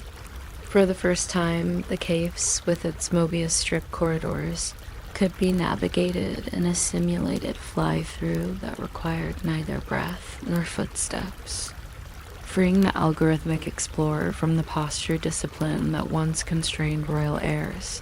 Simultaneously, data scientists imported the museum's digitized ledgers into relational databases, tagging each soap ration, stipend, and ink cent with metadata. When graduate students executed SQL queries to track salary correlations against corridor distance, the results confirmed patterns earlier historians had only intuited. Stipend decay with corridor complexity was not linear but exponential. As revelation soon taught in university seminars on historical network theory, journalists summarized the findings with clickbait headlines: Ottoman concubines paid by maze difficulty. New study shows, and social media users, recycled the quip into memes overlaying labyrinth clip art, the harem's arithmetic, once inscribed in clove-scented cursive, now animated Twitter feeds that smelled only of ozone and plastic dot. This media saturation triggered a counter-movement. Feminist scholars critiqued the voyeuristic lens, arguing that electronic reproduction risked re-exoticizing the women's quarter, much like 19th century lithographs. They examined diaries beyond royalty, focusing on laundresses and pastry, apprentices whose voices rarely featured in televised scripts. One doctoral thesis translated the half-charred kitchen notebook documenting how sugar rationing led to creative barley sweetmeats during wartime shortages, illustrating culinary resilience rather than intrigue. The museum responded by staging a temporary exhibition titled Hands That Fed the Palace, showcasing copper cauldrons and sugar molds. Visitors who once paused only for jeweled stashes now lingered before battered ladles, tracing fingerprint, dents left by cooks who had measured hunger in every swirl. Yet the algorithms kept evolving. By 2015, a Silicon Valley startup partnered with Turkish heritage authorities to develop an augmented reality app, overlaying historical avatars onto live camera feeds. Tourists could point their phones at the Sherbet Alley pantry, watching holographic concubines ladle rose ices in looped animation while text pop-ins declared calorie counts and trade route origins. Purists protested the gamification, but visitor polls reported increased dwell time in less visited sections. The app's underlying code even incorporated crowdflow optimization. If the Golden Road grew congested, the software nudged users toward the quiet lattice corridor, balancing foot traffic the way eunuch patrols once balanced rumor dispersion. Through digital proxies, the harem regained its old role as a regulator of movement, now orchestrating tourist circuits instead of concubines CHO or EOGRAPHIES. As screen culture escalated, so did data ethics. The museum's augmented reality providers sought to mine user interaction patterns where visitors paused, which virtual annotations they replayed. Curators bristled, recalling that the palace had always guarded privacy, even in ledger form. A contract renegotiation ensued, applying principles derived from the 16th century. Mow her name, leave no trace of individual identity beyond aggregated metrics. The solution deployed on-device processing, echoing the old harem rule of confining secrets to inner chambers. Thus, the privacy calculus migrated from scented ink to anonymized data protocols, yet the spirit of containment persisted by the 2020s. Scholarship and tourism converged on virtual reality headsets that allowed remote audiences to glide through spaces physically inaccessible due to preservation constraints. One VR engineer programmed haptic feedback so controllers vibrated when avatars crossed prime number floorboards, reviving the footstep code as tactile clue rather than audible squeak. Another team recreated the domino game, letting players wager virtual rose tokens that triggered pop-ups explaining Tanzimat financial reforms upon winning. Users from Seoul to Sao Paulo experienced the harem not as static heritage, but as interactive pedagogy, though critics worried about eroding aura. Philosopher essays likened the shift to the Queen Mother's labyrinth being replaced by infinitely replicable hallways, each as authentic as the original, yet lacking the patina dust that once flavored archival silence. Meanwhile, inside the physical top copy, restorers uncovered a fresh trove of documents behind a false lattice panel near the ink garden, a stack of clove-scented poems coated with prime gaps previously unrecorded. The discovery coincided with breakthroughs in quantum computing, prompting interdisciplinary projects that fed the poems into qubit processors, seeking to decrypt unseen layers of meaning. Journalists gloated over the irony. An institution once safeguarding secrets in cedar now surrendered them to superposition states, capable of evaluating every cipher permutation at once. Yet one archivist, brushing dust from the velvet ribbons, murmured that even quantum circuits could only approximate the slow viscosity of human rumor, the way ink dries thrice on reed, on parchment, on tongue. Thus, the harem enters the second quarter of the 21st century, suspended between marble echo and algorithmic gaze, a palimpsest written simultaneously in fragrant ink and machine code. Walking the halls today, you might witness a teenager capturing a holographic overlay while a doctoral candidate traces Damas rose molecules on a mirror edge. Both participants feed the ongoing narrative. The institution survives not by resisting screens, but by refracting itself through them, turning every image into a mirror that doubles the viewer's curiosity. And should you linger after the last tour group departs, when floor sensors dim lights to preserve pigments, the corridors still exhale a faint whiff, perhaps of cloves, perhaps only ozone from recent projector use. Either way, the scent announces that the harem's arithmetic continues to evolve, writing fresh variables into an equation begun centuries ago in whispered ink and still unresolved within the palace stones. Chapter 10: Resonance and Responsibility. Preserving intimacy in the Anthropocene twilight settles over Istanbul with a glaze of particulate gold, the kind of atmospheric varnish that climatologists call an urban inversion and poets still insist on describing as sunset. From the south balcony of Topkapi's tiled kiosk, one can watch container ships queue in the Sea of Marmara, their hulls stacked like giant dominoes that echo the Sultan's midnight game, yet bear more urgent. Cargo lithium batteries, drought-resilient grain, solar panels wrapped in bubble film. The modern palace curator stands here often, weighing heritage against acceleration. With each passing year, the museum's stone seems to absorb a thicker broth of exhaust and sea spray, and air quality sensors embedded behind the queen mothers. Mirrors compile silent ledgers of sulfur dioxide that rival any Ottoman stipend register in bureaucratic density. What does it mean to safeguard a labyrinth of cedar and cobalt when the very climate that once nurtured those materials has lurched beyond its historical envelope? Inside the harem, climate control engineers have become the new eunuchs of vigilance. They patrol sensor arrays instead of lattice corridors, logging dew point fluctuations, recalibrating desiccant wheels, and analyzing pollen influx that might feed fungus behind silk wall hangings. Their spreadsheets map microclimates as meticulously as 17th century ledgers mapped concubine stipends. Yet there is a philosophical snag. The more perfectly they stabilize temperature and humidity, the less organic the building feels.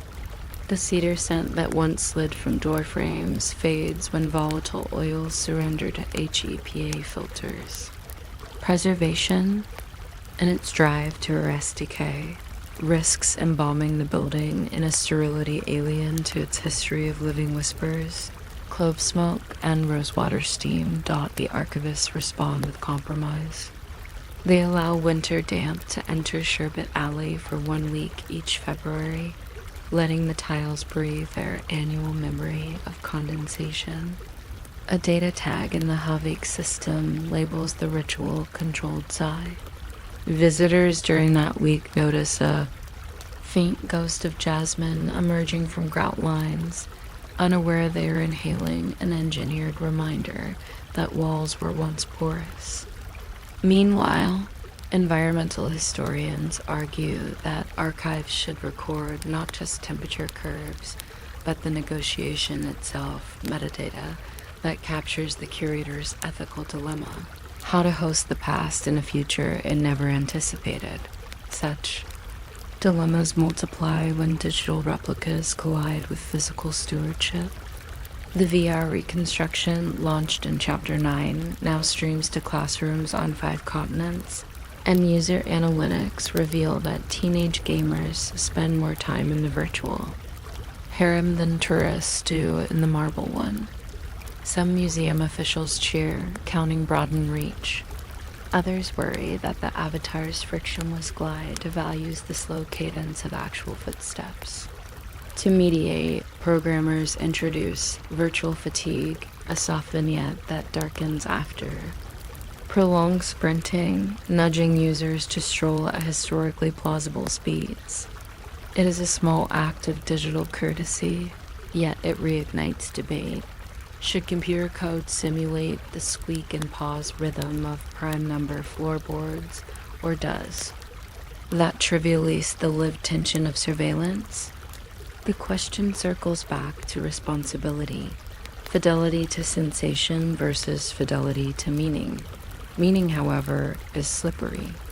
In 2029, a startup offers an AI trained on Ottoman calligraphy to auto-generate new fragrant ciphers in the style of the Whisper Index. The model ingests thousands of scanned poems, learns metrical cadences, and begins producing couplets that could, in theory, have passed along seer corridors in 1680. Scholars bristle. The synthetic verses lack the geopolitical stakes of their originals, yet marketers eye souvenir potential bottled, scrolls spritzed with machine-selected aroma profiles.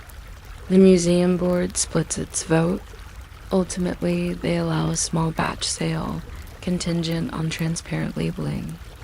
Customers buy out the stock within days, proving that authenticity now rides on disclosure rather than origin. The labyrinth once hoarded secrecy, but now trades in informed consent. Outside the walls, Istanbul's shoreline retreats under sea level rise projections. Civil engineers propose a seawall that would slice across the historic peninsula's view like a gray horizon. Preservationists lobby for a subtler reef barrier, nervously calculating wave run-up heights that could flood the harems. Lower kitchens within 50 years. In emergency drills, staff rehearse packaging tiles into buoyant crates. A scenario unimaginable to the artisans who fused cobalt frit for eternal adherence. Some observers call the plan defeatist, others pragmatic. The curator on the south balcony watches a cargo ship bleed rust streaks down its hull and wonders whether eternity was ever more than a comforting fiction, yet resilience flickers in unexpected corners. A mycologist culturing historical yeast. From old sherbet jars, partners with a brewer to recreate rose barley ale once served in the Velitas court. The beverage launches at a fundraiser to retrofit the sherbet alley ceiling with breathable lime plaster. Patrons sip tangy foam and proclaim the past delicious, donating enough to upgrade sensor arrays with biodegradable nanocellulose filters. Heritage, like yeast, proves capable of fermentation, transmuting nostalgia into carbon-negative infrastructure, parallel to physical interventions. Linguistic custodians fight entropy on the semantic front. Ottoman Turkish, already a palimpsest of Arabic, Persian, and Turkic, risks further obsolescence each generation. A consortium of universities crowdsources translations of harem diaries into modern Turkish and English, embedding them in open access. Platforms. Volunteers annotate puns, map fragrance metaphors to contemporary molecules, and hyperlink eunuch hierarchies to database schematics. The living text evolves, each footnote a conversation across centuries. Critics fear translation will flatten nuance. Advocates argue that unread manuscripts decay in spirit even if the paper survives. The debate recalls the cedar shutters. Open them too wide and heat sears silk. Keep them closed and molds as the rest. Perhaps the sharpest resonance arrives through restorative justice. Researchers tracing the genealogies of retired concubines identify descendants in Anatolian villages and diasporic neighborhoods in Berlin and Chicago. Oral histories surface, tales of grandmothers who kept rose token pendants in lockboxes. designing family rituals around the scent of cloves each. Bayram. The museum collaborates with community groups to stage an exhibition titled After the Labyrinth, displaying heirloom pendants beside ledger facsimiles. Visitors overhear living voices discussing stipends in Labyrinth, etiquette not as abstract curiosities but as familial origin stories. The harem's arithmetic thus resolves into flesh and accent, reminding curators that preservation without dialogue calcifies into mere spectacle. As Chapter 10 closes, the palace stands under LED floodlights that barely mask the constellations of drones mapping roof stress fractures. The air carries both jasmine and ozone, a perfume of cohabiting centuries. At the far end of the Golden Road, tourists wearing smart glasses pause, guided by haptic pulses toward points of interest that an algorithm weighs by narrative richness and structural vulnerability. The floor still squeaks, though sensors translate that sound into decibels, flagging maintenance tasks for next fiscal quarter. Overhead, a sensor registers another evening inversion, layering exhaust over the Bosphorus. Vague systems adjust, cedar panels sigh, and the palace inhales the Anthropocene without surrendering its cadence. Inside the privy treasury, the ancient ledger of vanished ingots lies restful beneath inert argon, but its arithmetic now informs budget forecasts for carbon capture retrofit. Numbers, like corridors, loop dot in the archival reading room. A graduate student quits her workstation at midnight, leaving a quantum decryption job running on cloud GPUs. As she exits, motion lights dim behind her, but the server racks continue. Their electronic heartbeat, fusing magnetic domains the way whispers once fused rumor lattices. Outside, the balcony wind tastes of salt and data. The harem endures, neither fossil nor spectacle, but an evolving algorithm of stewardship, its variables. Recalibrated by each footstep, broadcast, sensor ping, and line of code, an integer forever carrying but never concluding. Chapter 11, The Infinite Corridor, Memory Myth, and the next breath of Stone Evening slides into Topkapi almost unnoticed now, because the palace's illumination plan has learned to mimic civil twilight, so precisely that the boundary between sun and lamp dissolves in a gradient of amber. Motion-activated sconces warm each threshold, just seconds before a visitor's stride, then fade behind her like obedient echoes. Only after closing time does the building allow itself to feel genuinely dark. Tonight, inside that cultivated nightfall, a final colloquium assembles in the old Privy Council Hall restores. Climate engineers, data archivists, descendants of palace staff, and one poet whose task is to listen. They do not sit on the crimson divans. Those cushions rest beneath conservation muslin. Instead, they form a loose circle on folding stools arranged where viziers once debated cannon placements, laptops glowing like subdued braziers atop their knees. Outside, the Bosphorus breathes a humid haze scented with diesel and early jasmine, a mixture that feels oddly consonant with the room's double identity of resonance and restraint. Someone taps a space bar, and a lighter rendered phantom of the Golden Road floats on the wall white point cloud dots, suspended in digital dusk. Thus begins the palace's first self-audit written jointly by flesh and algorithm. The agenda reads like a palimpsest of centuries: update on seawall modeling, review of crowd flow statistics from the AR navigation app, report on quantum decipherment of newly uncovered cipher scrolls, proposal for low-energy scent diffusers to return the ink garden's clove memory without breaching particulate thresholds. Each speaker anchors her data in gigabytes and parts per million. Still, the conversation inevitably drifts to metaphor. because numbers alone cannot satisfy the hush that domes impose. The climate engineer, after describing a passive cooling diaphragm drilled through 12 courses of masonry, adds that the device feels like giving the building a silent lung. A historian counters gently that the palace always breathed. Even the labyrinth's prime number boards, flexed with humidity and preservation, should honor expansion and contraction, not flatten it into perfect stasis. The poet says nothing, merely notes that both metaphors hinge on breath.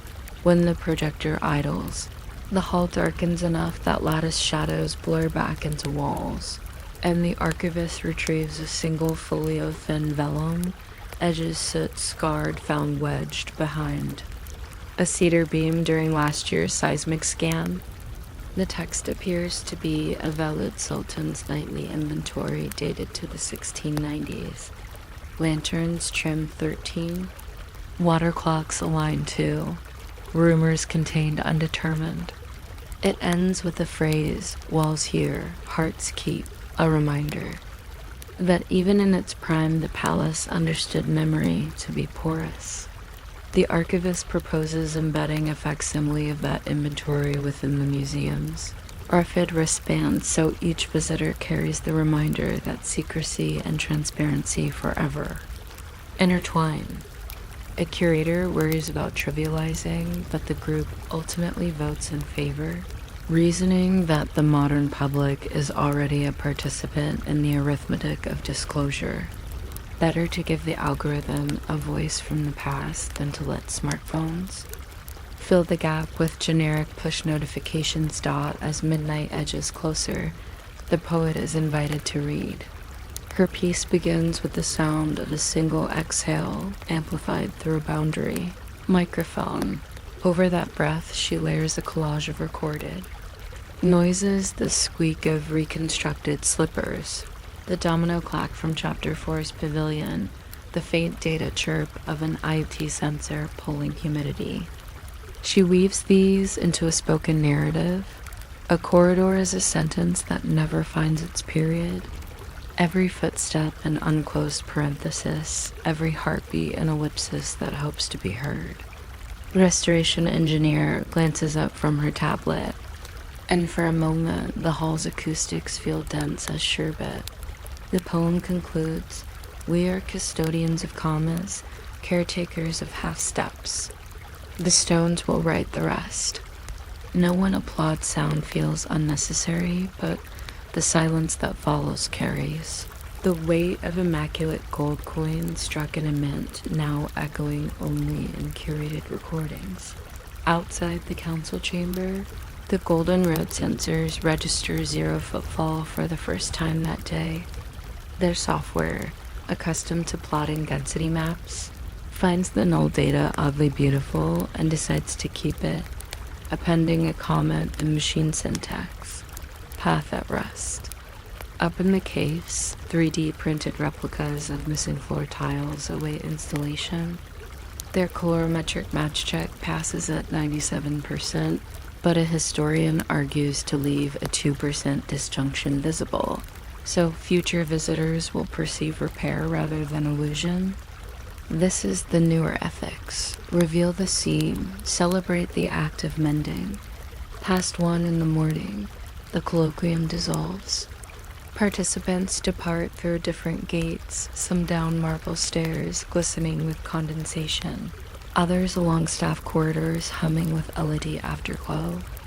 The museum guard secures Bob by Curie with a biometric lock, whose blue pulse momentarily recolors the cedar grain, a surreal ultramarine, as though Prussian blue tiles now bleed into wood. Sensors dim, leaving only analog quiet punctuated by the intermittent drip in Sherbet Alley, allowed per Chapter 10's ritual to condense once a year.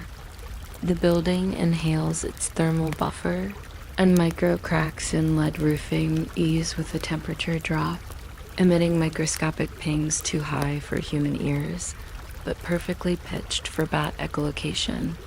Somewhere in a soffit a small colony flutters, Urban ecologists have tagged them to study how heritage sites double as habitats. Even the bats are part of the ledger now. Approaching dawn, the Bosphorus fog rolls in, blanketing Seraglio Point, moisture beads on glass cases housing the domino, Set and Moon Spoon Bowl.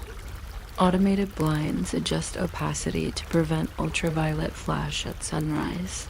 A choreography more precise than any eunuch's key clocking, but inheriting the same intent. Guard the threshold between secrecy and show.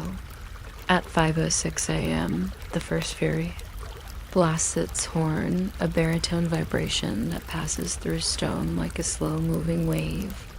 Accelerometers mounted after the 1999 Marmara quake register the tremor, and software flags it as routine, archiving the seismic timestamp alongside tens of thousands of others. If a future historian plots these data points, she will chart not tectonic drift, but the pulse of a city that wakes the palace each morning, insisting it remain participant rather than relic. Visitors arrive in 2 hours.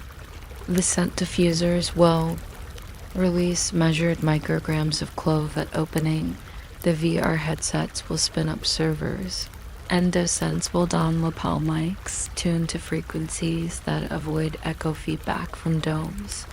The story will restart. Whispers will become bullet points. Myths will be trimmed into captions. And prime number floorboards will squeak beneath sneaker soles, even as their digital twins freeze them in silence. Some guests will exit through the gift shop clutching machine-generated fragrant ciphers labeled limited edition. Others will leave with nothing but an afterimage of mirror-filtered lantern glow. All will believe they have touched history. They will be right, though history, like breath, refuses to stay cupped in a single palm dot as the first light fissures the horizon.